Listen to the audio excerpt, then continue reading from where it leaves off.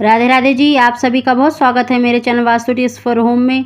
दोस्तों, आज की वीडियो में हम महालक्ष्मी व्रत 16 गांठ धागे वाली व्रत की पूजन विधि और व्रत कथा सुना रहे हैं। दोस्तों, उसकी जानकारी देने से पहले अगर अभी तक आपने vastu tips for home channel को सब्सक्राइब नहीं किया तो सब्सक्राइब अवश्य ही कर लें, बगल में बेल आइकन को दबा दें जिससे मेरी आने वाली सभी वीडियो का नोटिफिकेशन सबसे पहले आप तक पहुँच सके।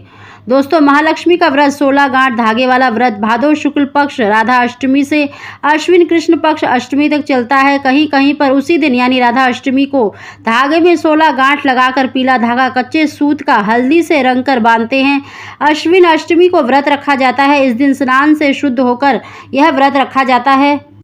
व्रत रखने वाली महिलाओं को कलाई पर 16 गांठ वाला धागा बांधकर ही व्रत किया जाता है। मां लक्ष्मी की पूजा के दौरान चंदन, पुष्पमाला, अक्षत, दुर्वा, लाल सूत, सुपारी, नारियल से पूजा करनी चाहिए। फल व मिठाई का भोग लगाकर इस व्रत को लगातार 16 वर्ष तक करने से विशेष शुभ फल की प्राप्ति होती है। माता लक्ष्मी हाथी पर सवार होकर इस प्रकार की मूर्ति ले और राजा मंगलसेन घोड़े पर सवार की पूजा की जाती है। चने की दाल, हरी घास, 16 सुपारी या मिठाई फल रखें।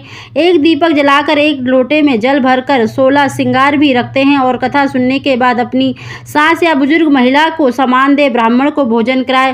व्रत रखने वाली महिलाएं अन्न का त्याग करें और तारों की छांव में भोजन करें। तारों को अर्घ्य देकर व्रत संपन्न करें। अब इसकी व्रत कथा। एक समय महाराज युधिष्ठिर श्री कृष्ण भगवान से बोले, हे पुरुषोत्तम, अपने राज्य को पुनः प्राप्त करने के लिए पुत्र, आयु, ऐश्वर्य तथा मनोवांछित फल देने वाले किसी एक व्रत को मुझसे कहिए। भगवान कृष्ण बोले, हे युधिष्ठिर, ऐसा ही सतयुग में इंद्र ने यही प्रश्न नारद से किया था। नारद जी ने कहा, हे इंद्र, पूर्व समय में एक अत्यंत रमणीक पुरंदर नाम नगर था। वह नगर अर्थ, काम, मोक्ष इन चारों पुरुषार्थों की उत्पत्ति स्थल होने के कारण संसार का बहुत ही रमणीय नगर था। उस नगर में मंगलसेन नाम का राजा राज्य करता था। उसकी 2 रानियां थी। एक का नाम चिल देवी था और दूसरी का नाम चोल देवी था। एक समय राजा मंगल रानी चोल देवी के साथ महल के शिखर पर बैठा था। वहां से उसकी दृष्टि समुद्र के जल से घिरे हुए एक स्थान पर पड़ी। उसे देखकर अति प्रसन्नचित्त राजा ने हंसकर चोल देवी से कहा, हे चंचलाक्षी, मैं तुम्हारे लिए नंदन वन को भी लजाने वाला एक बगीचा बनवा दूंगा। राजा के ऐसे वाक्य सुनकर रानी ने कहा, हे स्वामी, ऐसा ही करिए। तद अनुसार राजा ने उस स्थान पर एक बगीचा बनवा दिया। थोड़े ही समय में वह बगीचा अनेक वृक्षों, लता, फलों, पक्षियों से संपन्न हो गया। एक समय उस बगीचे में एक विकराल शरीर वाला मेघतुल्य सुगर आ गया। उसने वहां आकर अनेक वृक्षों को तोड़ डाला, उस बाग को नष्ट भ्रष्ट कर दिया। उस सुगर ने कई रखवालों को भी मार डाला। तब उद्यान के रक्षक भयभीत होकर राजा के पास गए और सब हाल कह सुनाया। यह बात सुनकर राजा ने अपनी सेना को आज्ञा दी कि शीघ्र ही जाकर उस सुगर को मार डालो। राजा भी एक घोड़े पर सवार होकर बगीचे की ओर चल पड़ा। सेना ने सुगर को चारों ओर से घेर लिया। तब राजा ने उच्च घोष करके कहा कि जिसके रास्ते से यह सुगर निकल जाएगा, उस सिपाही का सिर शत्रु की भांति काट डालूंगा। लेकिन वह सुगर उसी मार्ग से निकल गया जिस मार्ग में राजा खड़ा था। उस घोर वन में राजा एकाचित होकर उस सुगर को ढूंढ रहा था। राजा का सुगर से सामना हो गया। तब राजा ने बाण से उसे घायल कर दिया और बाण के लगते ही सुगर अपने अधम शरीर को छोड़कर दिव्य गंधर्व स्वरूप को धारण कर विमान पर जा बैठा। गंधर्व बोला, हे महिपाल, आपका कल्याण हो। आपने मुझे सुगर योनि से छुड़ाया, सो बड़ी कृपा हो। अब मेरा हाल सुनिए। एक समय ब्रह्मा जी देवताओं से घिरे बैठे थे और मैं उनको तरह तरह के गुणों से युक्त गीत सुना रहा था। गाते गाते ताल स्वर भटक गया। इसी कारण ब्रह्मा जी ने मुझे चित्ररथ गंधर्व को श्राप दे दिया कि तू पृथ्वी पर जाकर सुगर हो। जिस समय राजाओं का राजा मंगल तुझे अपने हाथों से मारेगा, उस समय तू सुगर योनि से छूटकर फिर से इस गंधर्व योनि को प्राप्त होगा। अतएव हे महीपते, मैं इस योनि में आया था। आज आपके हाथ से मरकर मैं सुगर योनि से छुटकारा पा गया। अब मैं प्रसन्न होकर देवताओं को भी दुर्लभ एक वर देता हूँ, उसे स्वीकार करिए। धर्म, अर्थ, काम और मोक्ष को देने वाला यह एक महालक्ष्मी व्रत है। इसे करके आप सार्वभौम राजा हो जाएंगे। अब आप प्रसन्नचित्त होकर अपनी राजधानी को जाइए। नारद जी कहते हैं कि चित्ररथ गंधर्व तत्व क्षण अंतर्ध्यान हो गया। राजा मंगल ज्यों ही चलने को हुआ त्यों ही एक ब्राह्मण दिखाई दिया। राजा ने ब्राह्मण से पूछा कि तुम कौन हो, यहाँ किस लिए आए हो? ब्राह्मण बोला, मैं आपके ही राज्य का एक ब्राह्मण बालक हूँ तथा आपके साथ साथ ही यहाँ आया हूँ।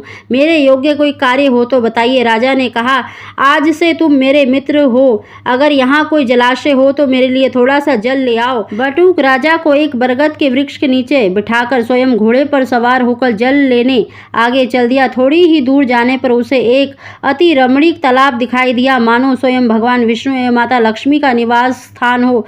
वह तालाब स्वच्छ जल से भरा हुआ था, कमल पुष्पों से शोभित हो रहा था। तालाब के किनारे अनेक स्त्रियां कथा कर रही थी। ब्राह्मण ने स्त्रियों को अपना परिचय दिया तथा उनसे व्रत के बारे में पूछा।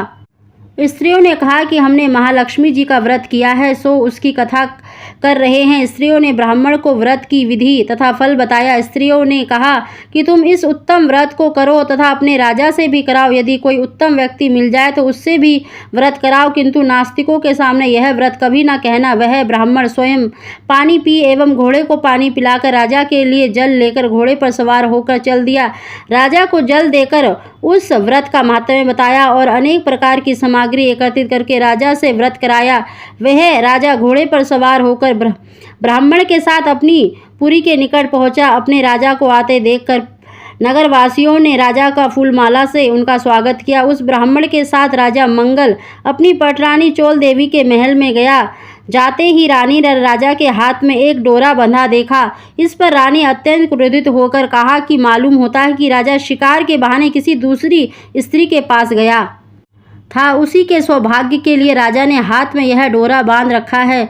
उसी का भेजा यह ब्राह्मण बालक भी मुझे देखने आया है। ऐसा विचार करके चोल देवी ने राजा के हाथ में बंधा डोरा तोड़कर फेंक दिया और संयोगवश उसी समय चिल देवी के एक दासी कुछ देखने आई थी। उसने वह डोरा उठाकर उस ब्राह्मण से उसका कारण पूछा। ब्राह्मण ने दासी को सारी बात बताई और व्रत के बारे में भी बताया।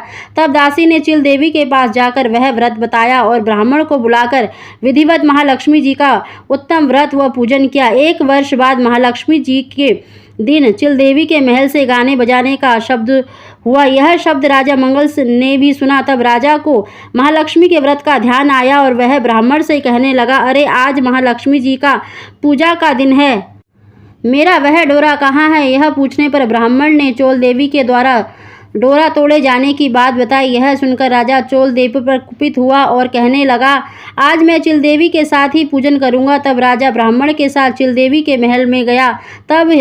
तभी माता लक्ष्मी एक वृद्धा रूप धारण करके चोल देवी के महल में उसकी परीक्षा लेने आई। चोल देवी ने वृद्धा को भला बुरा कहकर वहां से चले जाने को कहा। तब वृद्धा रूपी महालक्ष्मी ने चोल देवी को श्राप दिया कि तू सुगर मुखी हो जा और यह मंगलपुर कोल्हापुर हो जाए। तभी से यह नगर कोल्हापुर कहलाने लगा।